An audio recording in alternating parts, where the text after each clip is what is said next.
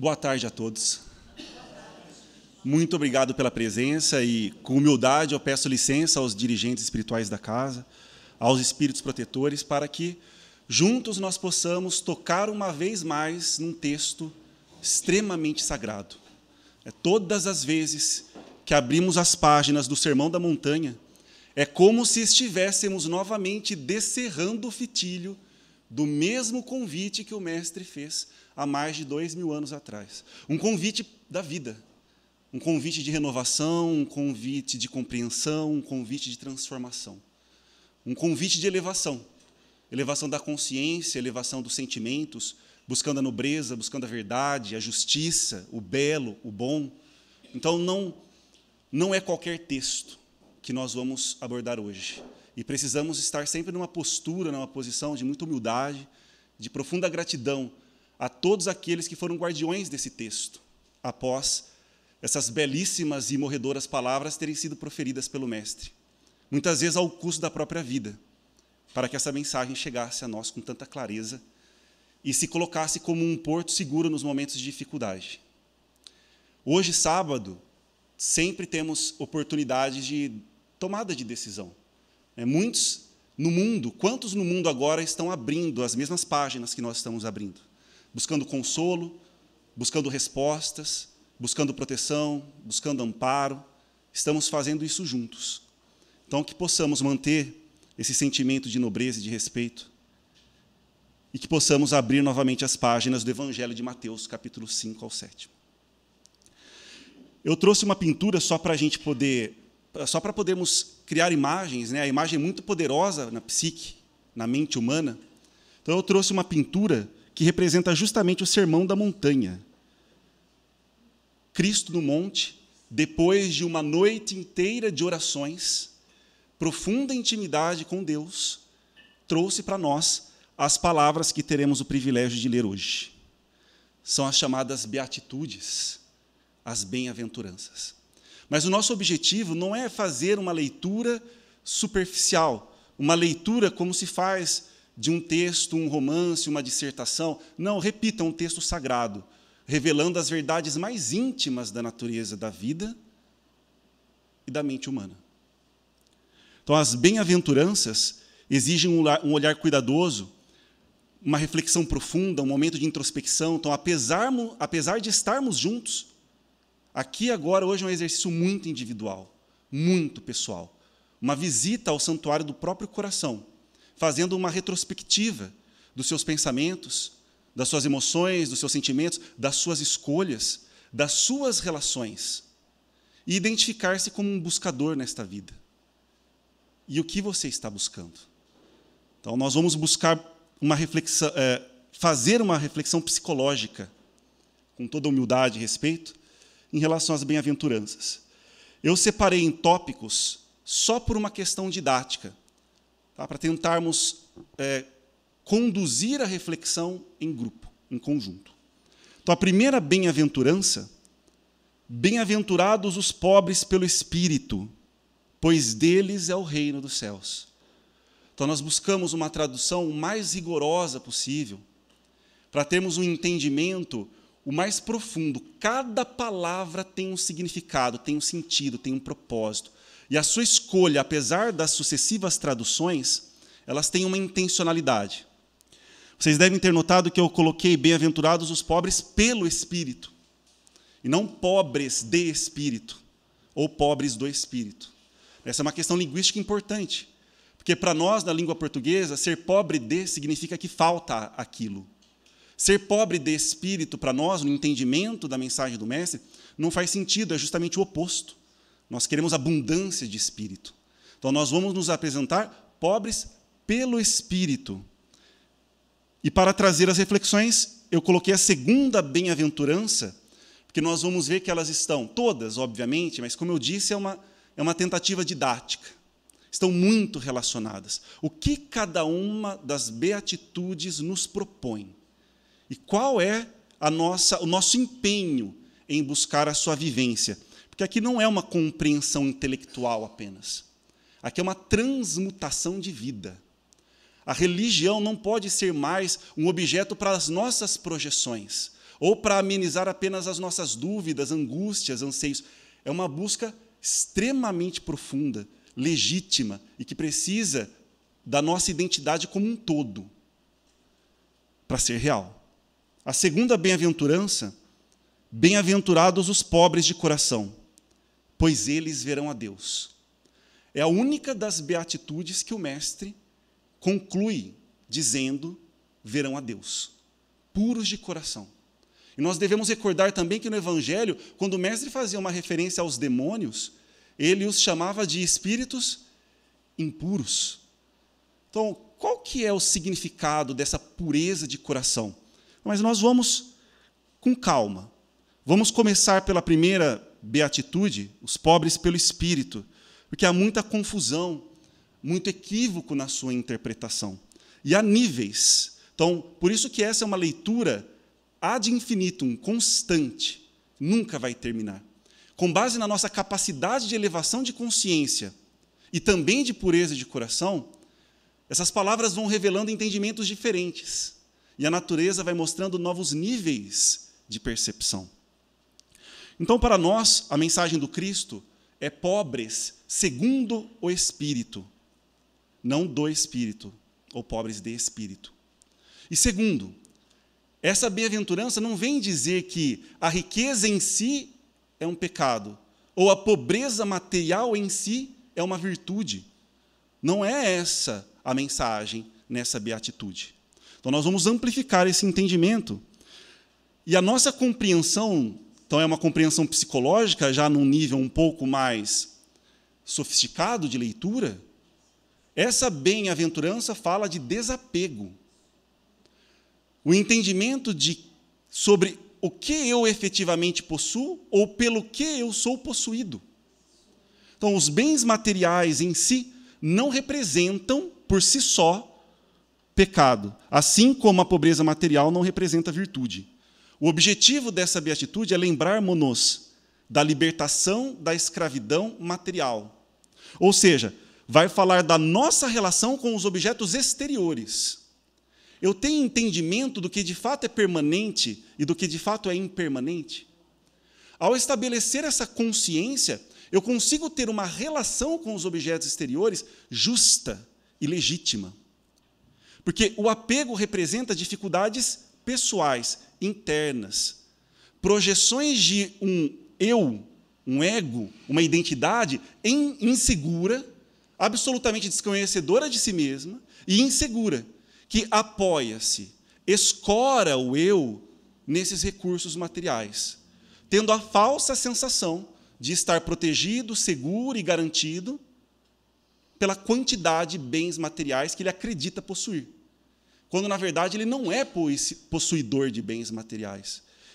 Ele usufrui dos bens materiais, e ele precisa reconhecer com que propósito ele utiliza esses meios materiais que lhe estão à disposição. Esse é o entendimento profundo, porque é libertador e nos coloca em condições de acompanhar o Mestre e de segui-lo. Então, a fraqueza e a insegurança nos fazem buscar o apego. Um apego num objeto que não necessariamente é material, pode ser inclusive outra pessoa. Apego à nossa própria identidade, apego a outra pessoa, dependência de outra pessoa, ou apego a bens materiais. Quanto mais apegado eu me apresento à existência, apesar de racionalmente compreender que ela é passageira, isso representa um sintoma. Então, mais do que trabalhar com as questões de pecado, não pecado, permitido, não permitido, a grande pergunta que a gente precisa fazer é por quê? De onde nasce essa minha necessidade de apoiar-me nas questões materiais? Por que do meu apego? Qual o meu medo? Qual a minha insegurança? Como trabalhar esse nível de insegurança, esse nível de medo? É impossível caminhar na seara do Mestre sem coragem. O medo é um grande impeditivo da nossa transformação moral, porque exige abrir mão de coisas pelas quais nós fomos condicionados a desejar e a nos apoiar.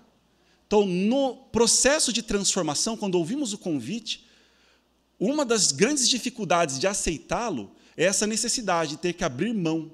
Mas não abrir mão porque é um pecado ou porque automaticamente abrindo mão dos bens materiais eu já vou ter alcançado a virtude. Não, é só o começo da jornada.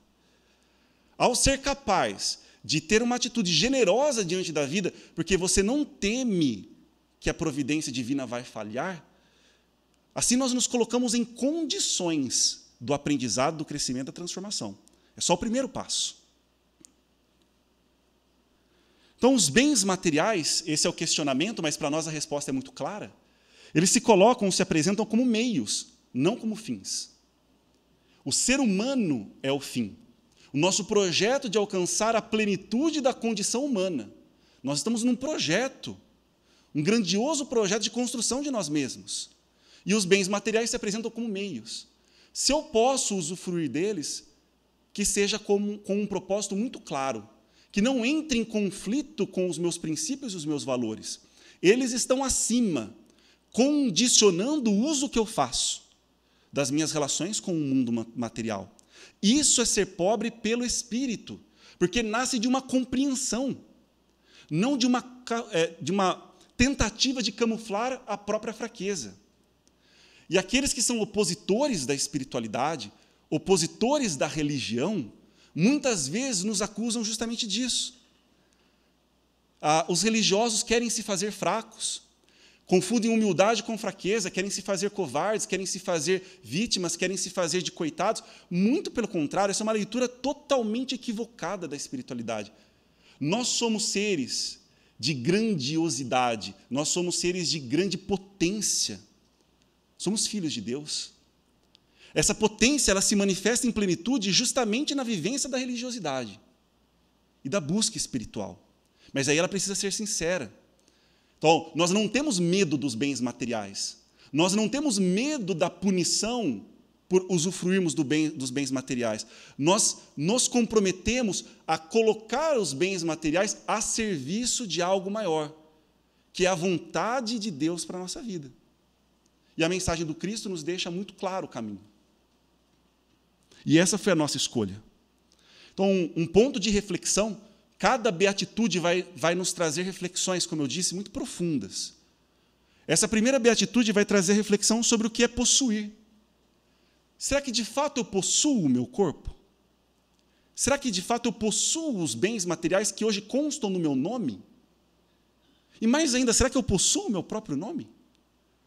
Numa jornada existencial ilimitada, por múltiplas existências no passado e no futuro, o que representa o nome dessa existência? Representa apenas um caminho, um capítulo, um trecho da jornada. E eu me coloco dessa maneira com o intuito de vislumbrar o objetivo final, aproximar-me da perfeição divina, da perfeição relativa para a qual eu fui criado, para a qual nós fomos criados. Então, eu não quero ser possuidor de ilusões, porque ao possuir essas ilusões eu me aprisiono. Então, não é porque eu serei punido, ou porque eu sou um pecador, ou porque eu sou um covarde. Não. É porque a liberdade é uma busca, e talvez a busca mais importante da psique humana. Então, o que de fato eu possuo é o que eu sinto, é quem eu sou, é o que eu faço, é no que eu acredito. E ainda assim essa posse é relativa, porque eu sou um ser em transformação, em construção, em mudança.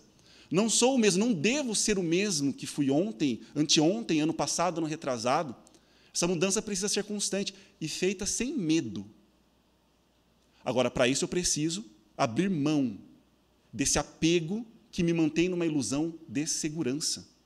Então, muito mais, o que a gente mais vê é os bens materiais possuindo aquele que acredita e bate no próprio peito, dizendo que é possuidor de muitas posses. E um jovem, quando ouviu o convite do mestre, ele incorreu nesse mesmo equívoco. Abra mão e siga-me. Não é abrir mão porque ao possuir você é um pecador. Abra mão e faça bom uso dos bens materiais que você dispõe, seguindo-me. Mas ele não conseguiu dar esse passo, por medo e receio, porque era possuidor de muitos bens. E ele se manteve preso às ilusões. Então, esse é o primeiro convite. Não por medo ou covardia, mas pelo Espírito. Então, a simplicidade na nossa escolha existencial, na nossa visão de mundo, a simplicidade é uma grande virtude. E, novamente, essa simplicidade não é medida pela quantidade de bens que eu tenho, nem muito nem pouco. Há pessoas que, para os olhares desse mundo, possuem muito, mas são simples. Há pessoas que, para os olhares desse mundo, possuem pouco, mas não são simples. São soberbas. E confundem essa humildade como a mais sofisticada das suas soberbas. E acreditam trocar o bem material por um bem extremamente valioso, mas ele equipara. Eu não tenho bens materiais, mas eu sou benquisto por Deus. Todos nós somos benquistos por Deus. Todos nós somos amados por Deus. Os ignorantes, os não ignorantes, os ricos, os pobres, não importa. Todos somos amados por Deus. E estamos na mesma jornada, irmãos em sofrimento, irmãos em dor, irmãos em busca de plenitude. Então, a pergunta para você hoje é essa. O que te possui hoje? Quem é o seu mestre, o seu possuidor? Então, ser grandioso não é ter muito, mas precisar de pouco. É aquele que mais doa. Usar o melhor em nós para despertar o melhor nos outros. Essa é a nossa escolha de grandiosidade. E é isso que desejamos possuir. Então, essa bem-aventurança, ela fala da generosidade. Então, a simplicidade nós já destacamos, e a generosidade. Aquele que compartilha com nobreza, por bondade, é a virtude que define a estatura moral do ser. Quanto mais eu sou generoso, significa que eu mais confio, eu mais compreendo. Eu sei justamente que os bens materiais, o meu conhecimento, inclusive, que é um bem, tudo isso está à disposição de algo maior. Então, ser generoso é um privilégio, não é uma imposição divina que eu preciso cumprir por medo de ser punido. Isso macula a minha tentativa de ser melhor. Isso mancha a minha tentativa de compreender e viver o Evangelho. Não é por coerção, é por livre escolha e compreensão de como a generosidade nos proporciona a paz de espírito, a serenidade interior e o imenso privilégio de poder participar da seara divina. Agora, no puros de coração, vejam só, por que a escolha das duas beatitudes? A primeira beatitude, pobres pelo Espírito, fala muito da nossa relação com os objetos exteriores. E quando falamos objetos, não necessariamente inanimados, com pessoas também. Então, joga-nos para fora para entender como é a nossa relação com o mundo. Nós pautamos a nossa relação com o mundo em que princípios? Primeira beatitude. A segunda beatitude, que ainda é mais complexa e profunda que a anterior, muito longe de desmerecê-la, não é isso? Mas ela vai falar da nossa relação com a gente mesmo, conosco. Bem-aventurados os puros de coração, pois eles verão a Deus. Então a gente começa, ao analisarmos, enxergarmos a nossa relação com o mundo exterior, a fazer escolhas. Eu vou dedicar o meu tempo a isso, não aquilo, vou fazer isso, vou fazer aquilo, vou tomar essa decisão e fazer essa escolha. É o primeiro nível de transformação. Agora, a pureza de coração requer que eu abra mão da vaidade. Então, se nós pudéssemos fazer uma síntese, a primeira fala do egoísmo. Pobres pelo Espírito. Estabelece o nosso entendimento, a nossa relação com o egoísmo. A segunda, bem-aventurados os puros de coração, vai falar da vaidade, da soberba. Ou seja, convida-nos à nossa real humildade. Porque, vejam, eu posso ser capaz de uma atitude exterior de generosidade, fazer uma doação, compartilhar um bem material, compartilhar o meu tempo, mas isso pode me trazer uma satisfação que só engrandece a minha autoimagem. Como eu sou bom, como eu sou virtuoso, como eu sou grandioso, como eu sou especial, como eu sou diferenciado, e eu me coloco numa posição de salvador dos outros, daquele que tem o melhor entendimento de tudo, daquele que tem a melhor compreensão, que faz as melhores escolhas. E eu me coloco numa posição de absoluto controle sobre a vida do outro. Isso é uma atitude extremamente perigosa e totalmente contrária à caridade, totalmente contrária à generosidade, contrária à humildade. Então, puros de coração é aquele que constrói uma imagem, uma autoimagem real, verdadeira, lúcida de si mesmo. Eu sei das minhas intenções e da minha imensa vontade de atender ao chamado do Mestre, mas eu vejo em mim o egoísmo, o medo, a covardia, a dificuldade, a ira, tantos vícios, tantas dificuldades, tantas dores que eu preciso enfrentar com altivez, admitindo, assumindo, trazendo a responsabilidade para mim. Assumir esse compromisso é um ato de profunda gratidão ao Mestre. Não só gratidão em palavras, mas essa é a gratidão que mostra, eu me coloco verdadeiramente diante de Ti, Mestre, porque eu quero uma mudança real em mim, não de fachada. Puros de coração nos pede a superação da maior de todas as ilusões, que é a mãe do egoísmo, a geradora do egoísmo e da vaidade, que é a ilusão da separatividade, de que eu e o outro não temos nenhuma relação. Obviamente, nós somos seres separados, individuais, indivíduos nessa jornada, únicos, irrepetíveis, mas somos seres interdependentes nessa jornada. O que eu faço para o outro afeta a coletividade, o que eu faço para mim afeta a coletividade, e assim para cada um. Então a gente costuma dizer, na filosofia e na doutrina espírita, que o maior ato de caridade que nós poderíamos oferecer para o outro é ocuparmos-nos da nossa reforma íntima. Esforçarmos-nos por sermos melhores, mais justos, generosos, amorosos, virtuosos. Esse é o maior ato de caridade que eu posso oferecer para o mundo. Eu vou ser uma pessoa que, além de inspirar a transformação no outro, eu vou conseguir lidar com o outro, compreendê-lo. Observe isso na intimidade do lar, observe isso nas dificuldades do trabalho, na rua, no dia a dia. Se cada um se ocupasse em querer ser melhor, como seria o convívio humano? Mas hoje é o contrário. As pessoas se confundem e colocam e projetam as suas expectativas no outro.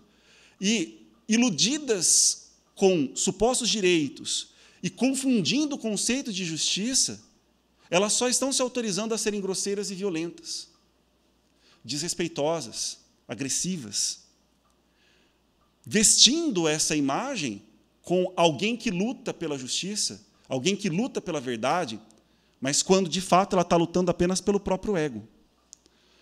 Então, reconhecer que somos seres interdependentes, não só os humanos, mas o mundo conosco, nós com o mundo, nós cuidaríamos muito melhor de todas essas relações. Então, percebam que aí ser pobre pelo Espírito se torna uma tarefa muito mais simples, nasce espontaneamente do coração. Então, eu busco a pureza de coração enquanto eu já vou me exercitando nas minhas relações com o mundo externo, tentando ser mais justo, mais nobre, mais virtuoso, e reconhecendo que não faz sentido apegar-me ao que é impermanente, a acreditar que eu possuo o que ninguém possui. Então, a impureza nos leva ao egoísmo, à vaidade, e a pureza, que decorre desse entendimento de que não há separação, somos seres interdependentes, nos leva à fraternidade real, querer o bem do próximo, sendo o melhor que você pode ser, não decidindo e determinando como ele tem que viver, mas mostrando quais são os seus princípios, os seus valores e a sua escolha.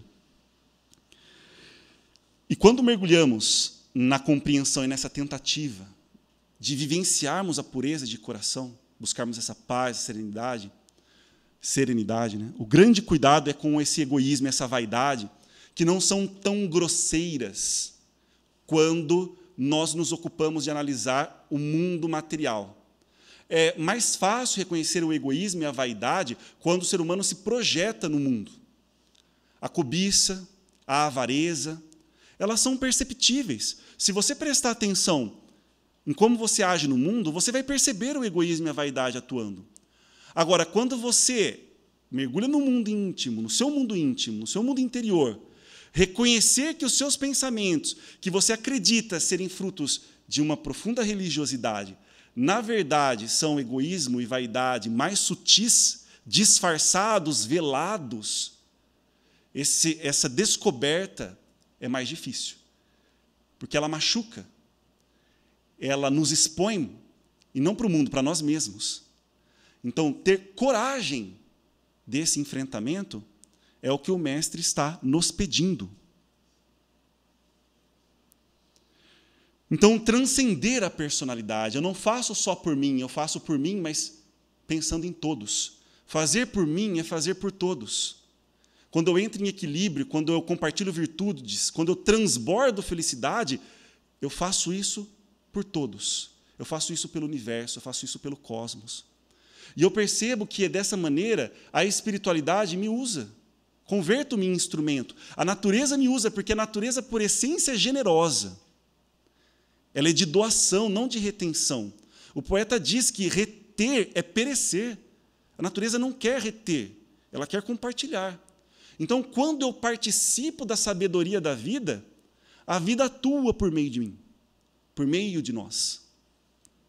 Transcendendo a personalidade. O simbolismo do ato de ver, isso é fantástico. Por isso que é ver a Deus, mas é ver a Deus no sentido simbólico, não numa figura transcendente. É ver a Deus porque a essência divina está em nós, mas há um véu opaco que impossibilita essa visão. E esse véu opaco é a nossa identidade, o nosso eu pequeno, o nosso ego, aquele eu vaidoso que eu preciso alimentar, que precisa de aplausos, que precisa de aprovação, que precisa de recursos, que precisa se apoiar nos bens materiais, porque é frágil, ele é pequeno, ele é inseguro. Esse eu é um corpo opaco que nos impede de ver o divino que está em nós. Por isso que é verão a Deus. Nós veremos a Deus, porque Ele já nos habita. Então, a gente quebra esse véu de ilusão. E aí, o servir e o ser servido. Né?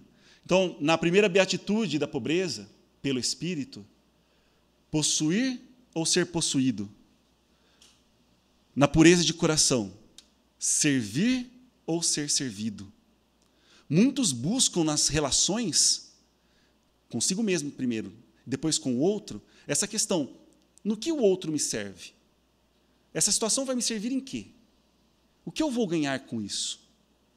Quando, na verdade, quem busca o Evangelho faz a pergunta oposta. Como eu posso servir a isso? Como eu posso aproveitar essa situação para vivenciar as virtudes? Fazendo-a contribuir para o meu aprimoramento, para o meu desenvolvimento e para o engrandecimento dos outros, para que a palavra do Mestre se coloque acima dessas ilusões e da ignorância. Como eu posso servir? Isso purifica o nosso coração. E como diz Pedro, o amor que vai surgir cobre a multidão de pecados. Vamos para as próximas beatitudes. Todas belíssimas. Né? Bem-aventurados os mansos, pois eles herdarão a terra. Bem-aventurados os misericordiosos, pois eles alcançarão misericórdia. E bem-aventurados os pacificadores, pois eles serão chamados filhos de Deus.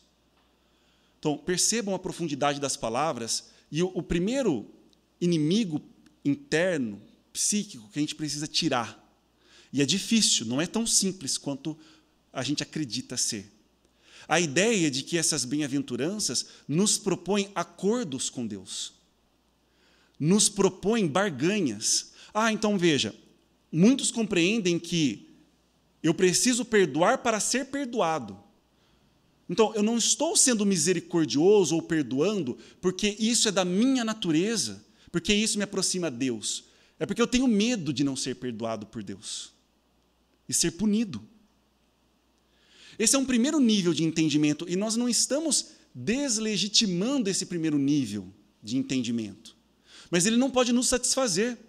Não, essa é a minha compreensão, e é a compreensão profunda, pura e absoluta, e vou permanecer com isso o resto da minha existência. Não, foi a primeira leitura possível. Façamos uma leitura mais profunda. Porque uma análise mais detalhada mostra que não tem sentido essa interpretação de barganha e de acordo com Deus. Deus não precisa nos perdoar. Nós que nos colocamos na posição de buscar perdão para alcançar a paz interior necessária para continuarmos os nossos passos de transformação. Esse diálogo com Deus é extremamente saudável e importante, com o Mestre, ou com os mestres, discípulos, seguidores do Cristo. Temos muitos, Francisco de Assis, Chico Xavier, São João da Cruz, aquele com o qual você se identifica.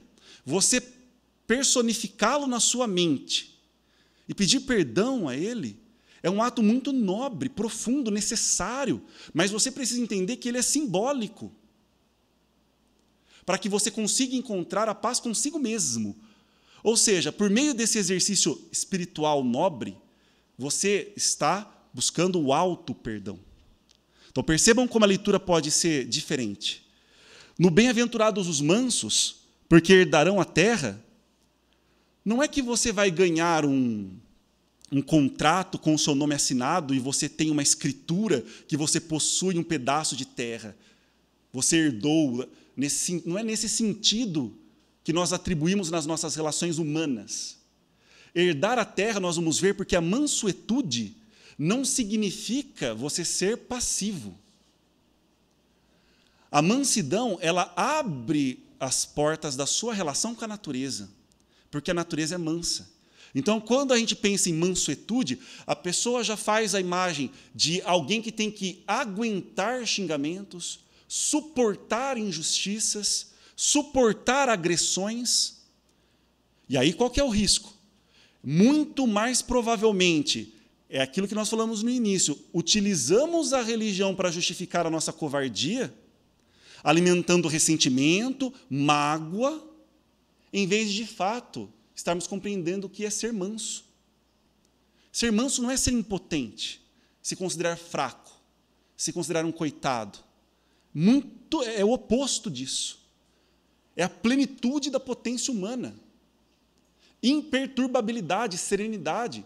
Então, quando você pensa em mansuetude, a imagem interessante que seria útil nos vir à mente seria a ideia do mestre com os apóstolos na embarcação, enfrentando a tempestade.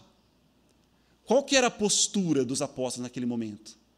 Medo e desespero. E o mestre? Manso, sereno, calmo, tranquilo. Então, quando vem um diagnóstico difícil para a gente, de doença, eu sei ser manso? Quando vem um diagnóstico difícil, ou, na verdade, uma informação difícil com relação aos bens materiais, perda material, eu me revolto. Se revoltar não é ser manso. Então, mansuetude não é aquele que eu tenho que aguentar ser ofendido, eu tenho que aguentar ser xingado, eu tenho que aguentar injustiça. Não, eu tenho que saber me posicionar sem perder o equilíbrio, sem ir para a ira. Então, as pessoas colocam o oposto. Ou eu sou fraco, passivo, ou eu sou irado, agressivo. Não. Eu sei transitar no mundo e me posicionar sem perder o equilíbrio, a paz, a serenidade. E podem ser eventos, não só na relação com o outro ser humano, mas como na imagem que nós trouxemos do Cristo, enfrentando uma tempestade, enfrentando uma adversidade. E essa mansuetude vem da confiança. E os pacificadores, outra complexidade.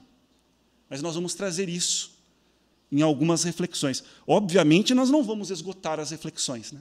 Mas são convites para pensarmos além do significado estrito, concreto das palavras. Então, voltando para a mansidão. A nossa interpretação de mansidão é superação de toda e qualquer violência. violência física, emocional ou mental. Não preciso ser violento para ser potente, para ser forte, para ser grandioso, para saber me posicionar. O mestre proferia palavras, quando ele estava encarnado, muito difíceis para certas pessoas escutarem. Quando nós falamos de virtude, de verdade, de busca, as pessoas se incomodam com isso. São palavras de profunda potência. Então vejam só o significado. E essa potência, esse encantamento, esse deslumbramento com o sagrado divino, isso é mansuetude. Porque eu não ajo movido pelo ressentimento. Mas aí o nosso entendimento faz nós nos equivocarmos seriamente. Porque em diversas situações nós gostaríamos de ter nos posicionado, nós não aprendemos a nos posicionar, nos calamos, achando que isso é uma virtude religiosa, mas remoemos um ressentimento gigantesco por dentro, que nos aprisiona, que nos adoece e nos torna seres violentos. O ressentimento, que é a mágoa guardada, e essa mágoa a gente acredita que sentimos pelo outro, mas, na verdade, é a mágoa que sentimos por nós mesmos por termos sido covardes, não religiosos. E essa mágoa nos torna violentos. E essa violência, que é uma ira que queima, e Emmanuel é muito feliz nas suas palavras, porque ele diz que 1 segundo de raiva queima uma vida de tentativa de virtude, e é fato.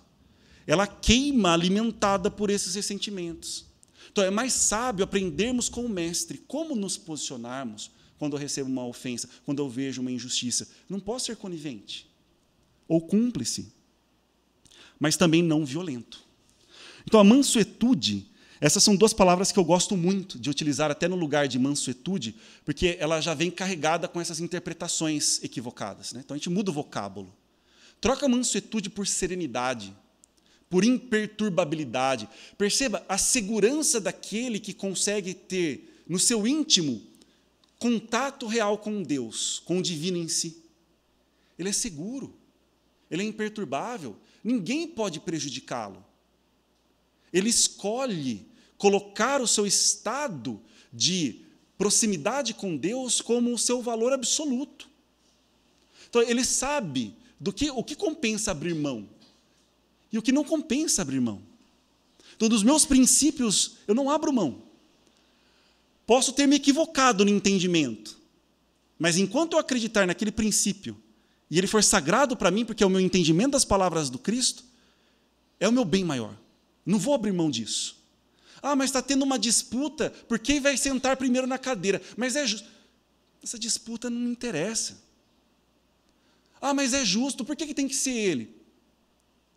Se é tão importante para ele, para mim não me interessa, para que eu vou entrar nessa disputa? Então, a gente não brinca, mas é como você olhar para uma criança, que ela está cheia de brinquedos, mas ela deseja o brinquedo que a outra criança pegou porque parece mais atraente. E a gente pensa que, por sermos adultos, nós não nos sentimos mais assim, mas nos sentimos. Às vezes a pessoa acabou de comprar um carro, nossa, muito legal, primeira semana, aí o vizinho compra um carro mais caro.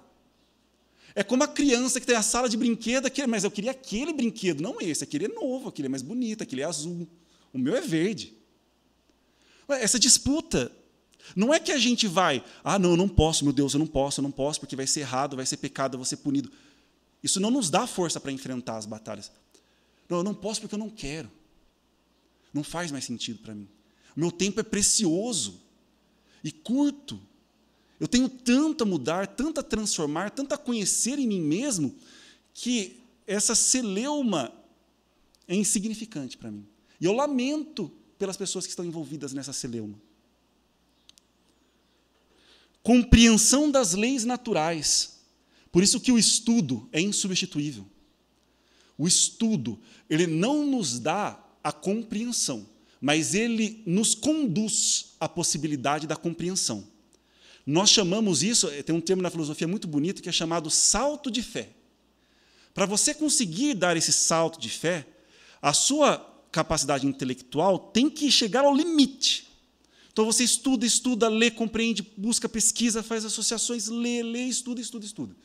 Mas não para um exercício de vaidade intelectual. Lembra do puro de coração. Isso é corromper a faculdade intelectiva. Não faço isso para ostentar o meu vocabulário, ostentar o meu domínio de conhecimento. Não, é porque eu quero ser conduzido até a fronteira do abismo, onde eu vou dar o salto de fé. E não vai ser mais uma compreensão, um entendimento racional, vai ser uma compreensão profunda. Por isso que na bem-aventurança anterior, não podemos traduzir bem-aventurados os puros de coração, porque eles conhecerão a Deus. Bem-aventurados os puros de coração, porque verão a Deus. Ver a Deus é a compreensão última, compreender é ver. Eu não preciso mais acreditar, pesquisar, eu vi. Esse é o entendimento final, a compreensão absoluta. Só que para chegar a esse ponto, precisamos compreender no sentido de entender intelectualmente, estudar muito, direcionar o nosso coração, que é onde nós colocamos, né? Onde está o nosso tesouro, alinhado com as verdades. E não dá para falar de mansuetude ou serenidade, imperturbabilidade, sem paciência, que é outro exercício muito difícil. Aí a gente precisa, porque essa é a virtude que nos protege da raiva, a paciência. Mas ela não deve ser corrompida naquela forma de pseudo-virtude, que é covardia, de não me posicionar e guardar ressentimentos, me digladiando com pessoas e situações na minha mente, muitas vezes brigando até com Deus e pedindo para que Ele seja o nosso punidor. A vida vai punir aquele que me machucou. Deus vai castigar aquele que me prejudicou e me magoou. Isso não é paciência, isso não é virtude, não é serenidade, não é mansidão. Então, a paciência e aí eu já começo com uma pergunta, porque, na verdade, eu não sei respondê-la, tá? Mas nós vamos tentar juntos, porque essa resposta cada um vai dar. Como manter uma postura serena em um planeta de expiações e provas? Numa situação em que nós também não compreendemos essa virtude. Por isso que a Escritura Sagrada e os exemplos dos mestres são tesouros, assim, não tem como nós mensurarmos isso, atribuirmos um valor a isso. É sem valor. Qual a diferença entre mansidão, demagogia, aceitação passiva e convivência com vícios? É isso que nós queremos diferenciar. Nós não queremos conivência com vícios. Nós não queremos demagogia. O que é ser demagogo? Eu falo o que o outro quer ouvir, porque assim o outro vai gostar de mim. Isso é carência. Isso não é ser manso. Imagine o mestre agindo assim, conversando com os fariseus, preocupado se os fariseus iam gostar do que ele estava dizendo ou não. Percebe que para ser demagogo eu teria que abrir mão da verdade. Não posso escolher abrir mão da verdade nunca. A partir do momento que eu compreendi um mínimo vislumbre da verdade, eu me comprometo com ela. Mas isso não significa que eu tenha que ser violento, desrespeitoso, humilhar, constranger, coagir, violentar, seduzir, ser demagoga. Não, então, são equívocos do convívio humano, que justamente nós estamos nos comprometendo a mudar, a resolver. Agora, o herdarão a terra. Também em algumas traduções, possuirão a terra. Como nós dissemos, não é uma recompensa. Cumprir as bem-aventuranças não vão nos dar recompensas, prêmios. Cobrar o divino, porque, olha, eu tentei ser manso, eu tentei ser misericordioso, cadê o meu prêmio, o meu consolo? Não. Então, na verdade, esse final, herdarão a terra ou possuirão a terra, é um entendimento que nasce da revelação dos segredos mais íntimos da natureza. E isso é fantástico, é divino, é belo. Porque a natureza não revela os seus segredos mais íntimos aos violentos, aos agressivos, aos raivosos, aos revoltados. A natureza atua em comunhão com os mansos, os serenos, os imperturbáveis, os generosos.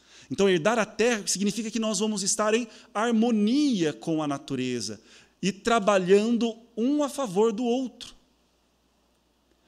E outro recado implícito nisso significa que a condição de plenitude humana passa por essa virtude, a mansidão, a serenidade, a paciência, a imperturbabilidade. Então quer dizer que a humanidade caminha para isso. E os que habitarão o planeta ou os planetas em estado de evolução, mais próximos da sabedoria, serão mansos. Então que nos esforcemos por desenvolver em nós mesmos essa real mansuetude. Agora, a misericórdia. A misericórdia, a gente traduz como, eu gosto muito dessa leitura, coração com compaixão. Isso é ser misericordioso. Sentir compaixão, aquilo que toca, aquilo que te deixa embevecido, que te faz chorar, que te proporciona emoções. Não é a pessoa totalmente desligada das suas emoções ou parcialmente desligada das suas emoções. E ela, ao ser capaz de reconhecer as próprias, ela reconhece as emoções do outro. Agora, essa compaixão pode ser também mal traduzida e mal compreendida, no intuito de, ou numa leitura de passividade e de pieguismo. Aquela piedade no sentido pejorativo. Eu preciso considerar o outro como um coitado, ou a mim mesmo como um coitado. Isso é absolutamente não virtuoso.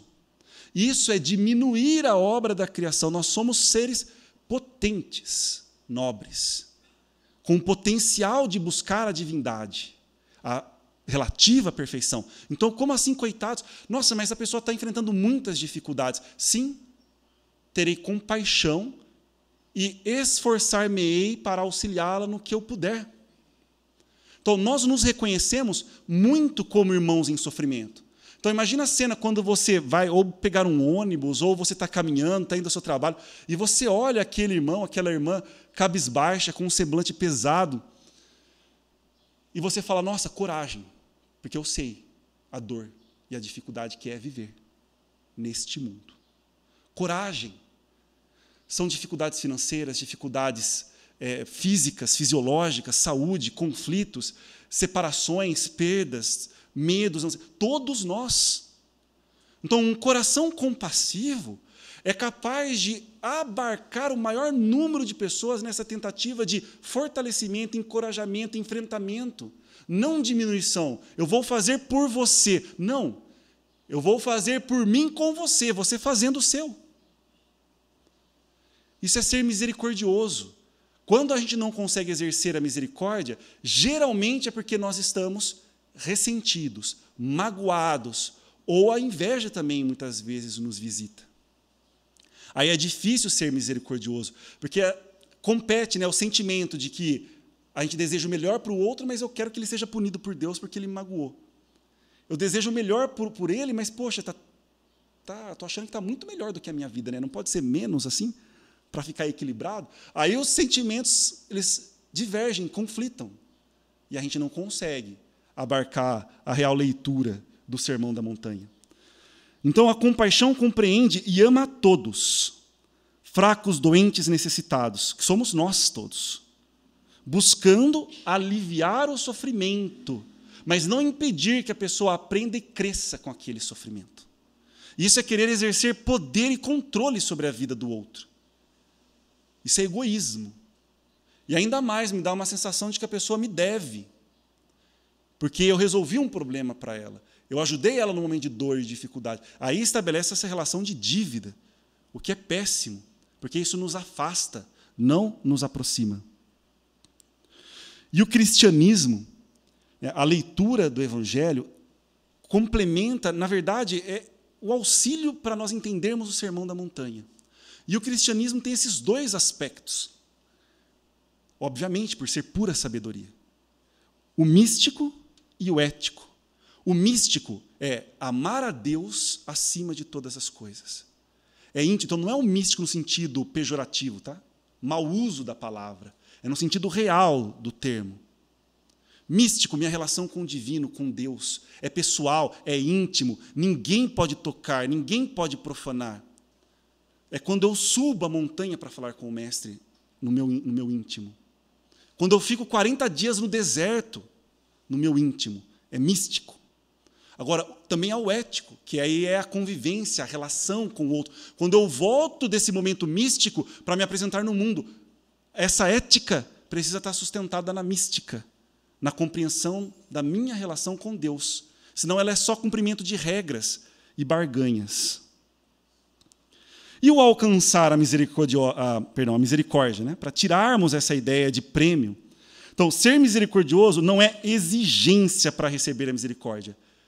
Eu perdoei, fui misericordioso, óbvio, ele tem que ser comigo, Deus está sendo comigo. Deus é a essência da misericórdia, ele não precisa ser misericordioso. Ele não é uma entidade que eu crio, que vai me julgar, me punir, que precisa isso, precisa aquilo. É muito mais profundo que isso. Muito mais profundo. Então não faz sentido essa leitura. Eu vou fazer para receber. Não, eu vou ser misericordioso porque é a essência humana. É o que me aproxima de Deus, é a minha mística. E isso me coloca em condições de vivenciar a misericórdia. Porque aí eu vou saborear. Por isso que a sabedoria, aquilo que a gente falou do salto da fé, além do intelecto, a compreensão. Sabedoria é saborear. Você consegue saborear as palavras do Mestre. Você consegue saborear o Espiritismo, saborear o cristianismo. E você não quer nada substituindo, porque nenhum sabor se iguala a isso. Então não há necessidade de recompensa. As dádivas divinas são resultado da misericórdia divina, não uma recompensa ou fruto de barganhas. O ato de misericórdia não envolve expectativas. Essa expectativa é algo que também muito nos aprisiona. Eu faço porque eu espero algo em troca. Aí significa que a minha postura no mundo é utilitarista. E não é isso que nos aproxima da sabedoria e do entendimento da mensagem do Cristo. Então, não envolve expectativas, nem gratidão, nem reconhecimento, nem aplausos. Ah, mas então por que você faz? Porque é da minha natureza. E é o que eu quero ser. Ah, mas você está sendo generoso e as pessoas estão usando isso para outros fins. Lamento por elas, mas continuarei sendo generoso porque é da minha natureza ser. E é isso que eu quero ser. Virtuoso, generoso, nobre, buscando o belo, o justo, o bom. Isso é um ato também de profunda liberdade, que é a condição que nos coloca aptos a caminhar com Cristo. E o pacificador? A gente traduz o pacificador como fazedor de paz. Agora, como que a gente poderia alcançar a condição de sermos fazedores de paz? Para vocês, qual seria a primeira condição? Vocês têm uma ideia sobre isso? É possível uma pessoa que não tem paz consigo mesmo fazer paz? Não tem. Então, esse fazedor de paz não é algo externo, que vai pela demagogia. Não posso me posicionar, não posso falar. Não, vamos tentar, vamos disfarçar, vamos dissimular, vamos seduzir, vamos negociar. Isso é próprio de outra parte do mundo. Um fazedor de paz é aquele que transborda paz. A única maneira de você compartilhar paz é transbordando paz. A única maneira de alguém do mundo, né, na vida, te reconhecer como um pacificador é você estando em paz consigo mesmo. E para isso você tem que se perguntar quem você é. Quem eu sou? O que eu estou buscando? E aí você volta em todas as beatitudes. O que está me possuindo e eu não vejo? E que está me pedindo de ser livre? Quais são as vaidades? Qual é o egoísmo? Qual é a minha necessidade de ser servido, que também está me aprisionando e me impedindo de pacificar a mim mesmo? Então, a beatitude, bem-aventurados os pacificadores, porque eles serão chamados filhos de Deus. Nós já somos filhos de Deus, mas seremos reconhecidos e chamados no mundo filhos de Deus, porque seremos reconhecidos como transbordadores de paz. E esse é o sinal de que ali caminha alguém que está se pacificando. Ali eu vejo um pacificador, alguém que luta com seus fantasmas simbólicos, as suas dores, as suas dificuldades, os seus medos, as suas raivas, as suas mágoas. Ele está lutando Por isso que é a paz da espada. É uma grande luta. Mas não é uma luta com o mundo, com o outro, a revolta, a rebeldia, o ressentimento. Não. É uma luta interna, por alcançar a profundidade necessária que pacifica a superfície. Aí eu escolho bem as palavras, eu escolho bem as atitudes. Eram como ovelhas sem pastor. Autodomínio, pensamentos cíclicos e emoções perturbadoras. Então, a pacificação passa por esse autodomínio. E aí que há uma outra leitura totalmente equivocada, que as pessoas confundem com falsidade.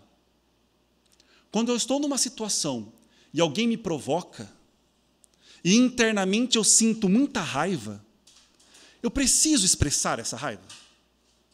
Preciso manifestá-la? Não, melhor não. Então aí a pessoa pensa, não, mas então você está sendo falso, porque você está escolhendo palavras mais nobres, elevadas, mas o que você está sentindo é vontade de xingar, é raiva. Não, isso não é ser falso. Isso é exercer deliberação sobre as suas emoções. Você vai ser falso se você quiser se convencer de que você não sentiu raiva. Aí você é inconsciente. Não, essa pessoa está me irritando, está me provocando.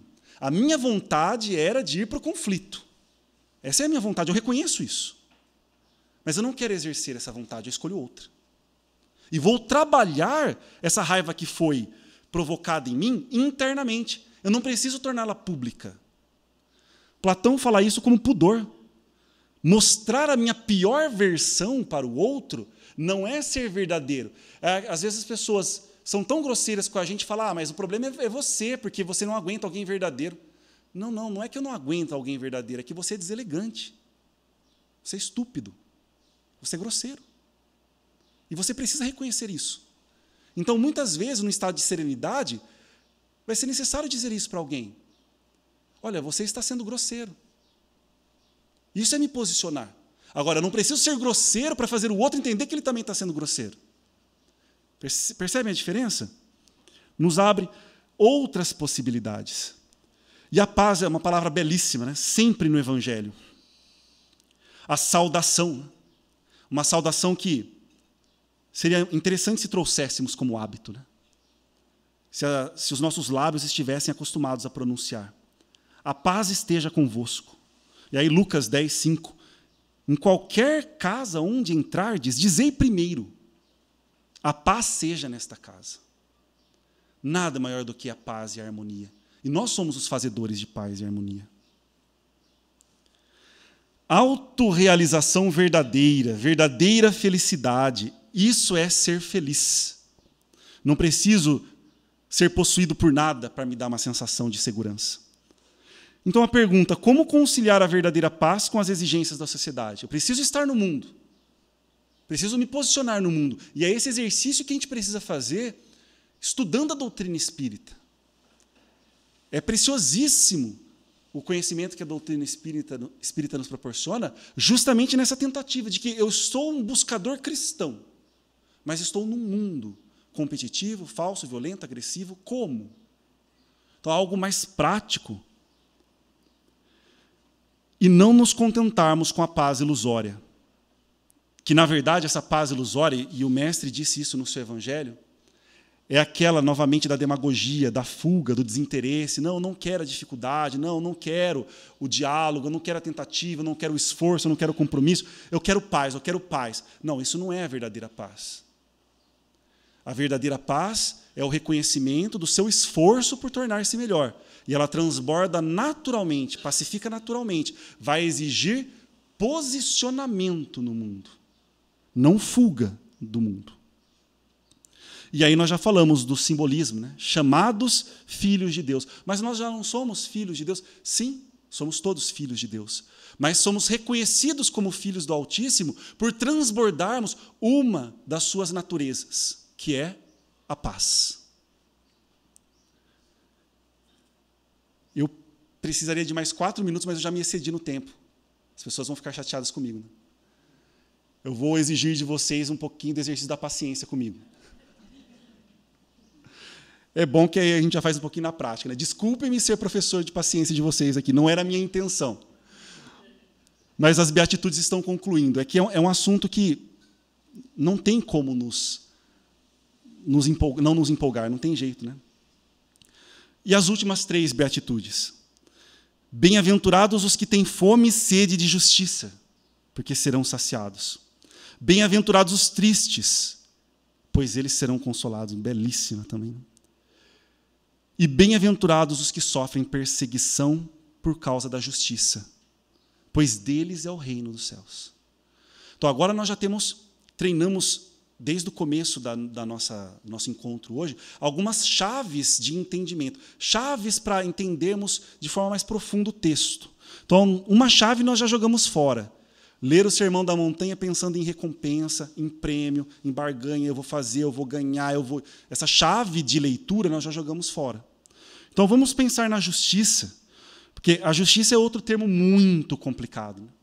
A pessoa confunde, é um dos termos mais utilizados para justificar a nossa violência, a nossa estupidez, a nossa grosseria. Não, mas isso é justo. Eu estou sendo justo. Ele gritou comigo, é justo que eu grite com ele. Ele me prejudicou, é justo que eu... Nossa, se essa for a noção de justiça, nós ainda estamos num entendimento muito longe do Evangelho. O Evangelho vem justamente mudar essa concepção de justiça. Então, qual é a justiça que você busca? O que é ser justo? Justo, pensa na outra conotação da palavra. A justa medida. Cabe justinho aqui. Pensa nesse sentido. O justo é a postura de retidão assumida diante dos princípios espirituais.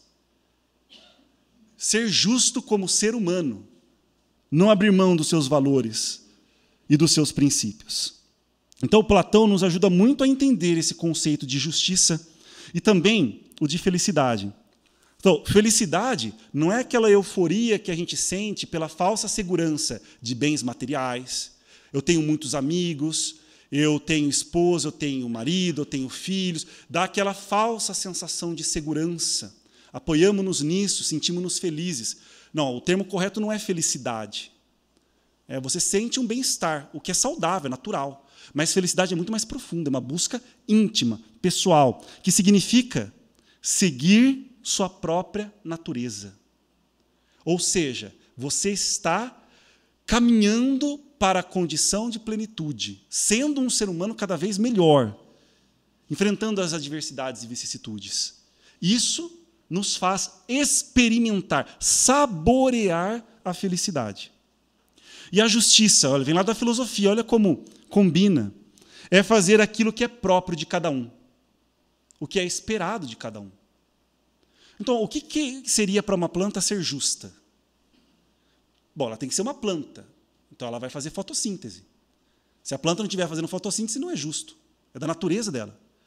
O que é justo para os animais? Cumprirem os seus instintos.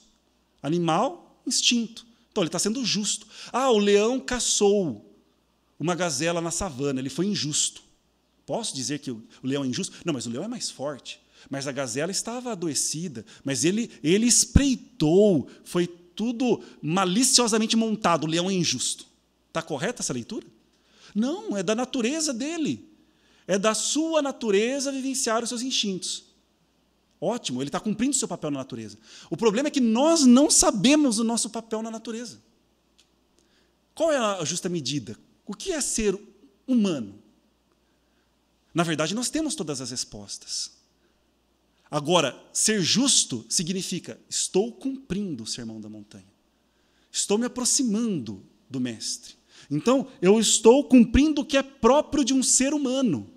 Ser generoso, ser virtuoso, ser compassivo, ser pobre pelo espírito, ser puro de coração, ser manso. Isso é ser justo. Então, não confunda essa leitura de justiça. Quais são as minhas aptidões? Isso é muito importante também. Qual é o seu talento? Porque você recebe o seu talento, você o usa como oportunidade de compartilhar a mensagem do Mestre no mundo? Qual é o seu talento? Você cozinha bem, você fala bem, você escreve bem, você isso. Qual é o seu talento, a sua vocação nesse mundo? E não há um melhor ou pior. Todos com o mesmo intuito e o mesmo propósito. Então, ficarmos alienados, sufocando o cumprimento do nosso papel no mundo é um profundo ato de injustiça com o divino e com toda a humanidade, porque só você pode trazer aquela palavra ao mundo. Só você pode dar aquele recado. E você está se negando a fazê-lo, porque você não busca o melhor de si. Essa é a mais profunda das injustiças. E para encerrarmos, fome e sede é o esgotamento. Então, nós fizemos algumas perguntas, né, sobre paciência, sermos melhores, como no mundo de expiação e provas. Permita que todas essas vaidades, esse egoísmo, essa loucura, essa ansiedade, essa correria, te esgote. E você fala, basta, para mim chega. Estou esgotado dessa ilusão, esgotado dessa ignorância, de perder tempo, de desperdiçar vida. Isso é poderoso. Mas o problema é que a gente fala, nossa, mas como esse esgotamento me visita? Eu quero muito. Será que a gente quer mesmo? Porque quando ele visita, a primeira coisa que a pessoa faz é fugir. Aí ela se entorpece, ela vai para os vícios, ela vai para as drogas lícitas ou ilícitas, ela vai para o entretenimento, ela vai para o prazer, ela vai para anestesiar. O esgotamento está tão perto dela para ela dar um salto existencial tão grande, e ela continua se anestesiando por medo da transformação. Porque ela tem que abrir mão do que ela é para se tornar algo maior. Quem bebe desta água torna a ter sede. Que água? A água do mundo. Mas quem beber da água que ofereço, o Sermão da Montanha, jamais tornará a ter sede. A tristeza é o último conceito que eu vou trazer hoje para a gente. É uma palavra também muito mal compreendida. As pessoas têm muito medo da tristeza, muito medo da melancolia, e consideram isso algo muito ruim. Eu tenho que fugir disso, fugir disso. Tomemos cuidado, porque olha a beatitude, bem-aventurados os tristes, porque serão consolados. Não é que eles vão receber prêmios, olha a chave que a gente já jogou fora, mas é porque eles vão conseguir a transformação. Passa pela tristeza, aquele esgotamento. Nossa, eu estou muito triste comigo mesmo. Estou muito chateado com o que eu fiz, com o que eu falei, com a minha vida, com a forma pela qual eu conduzi a minha vida. Eu estou melancólico, eu estou triste. Permita que isso aconteça em você, porque essa é a transformação para que o esgotamento te impulsione para o outro nível. E aí sim você vai ser consolado, porque você utilizou a tristeza como veículo de transformação. Você não foi para o entorpecimento e você não foi para a autocomiseração, para a depressão, para a autopunição, que geralmente é a tristeza que perdura, é a tristeza não acolhida, é a tristeza sem propósito, é a tristeza sem resposta. Isso nós não queremos. Então, o estado de desânimo, de insatisfação, de falta de alegria é um sintoma que precisa ser compreendido e analisado. Não é assim, eu estou triste, então eu vou sair para me distrair. Não, tenta refletir um pouco sobre a sua tristeza. Ouça uma música, leia um trecho de uma obra da doutrina, do sermão, do evangelho. Permita que a tristeza traga a sua mensagem, que você dialogue. É poderosíssimo, tanto que é uma das beatitudes. Então, tristeza ou alegria é uma atitude interna, não externa. A ausência de harmonia interna, quanto menos harmonia eu sinto em mim, mais eu busco alegrias externas. E eu coloquei entre aspas, porque é um mau uso da palavra, não é a alegria real. A alegria real é a felicidade de estarmos cumprindo a nossa natureza no mundo, que foi o slide anterior. Eu peço desculpas por ter passado do tempo, mas isso sempre acontece nesse tema. Perdão. Eu peço desculpas. Para mim foi um grande privilégio e agradeço muito a companhia de vocês nessa reflexão, porque falar desse texto sagrado com outras pessoas, estarmos juntos, potencializa a nossa vontade de querer saborear. Não de chegar e fechar, não, agora já fechei. Não, chegar em casa eu quero abrir de novo, eu quero ler, eu quero pensar, eu quero ouvir, quero compartilhar. Essa é a alegria real. Então, vocês me proporcionaram isso. Muito obrigado. Você também. Obrigado.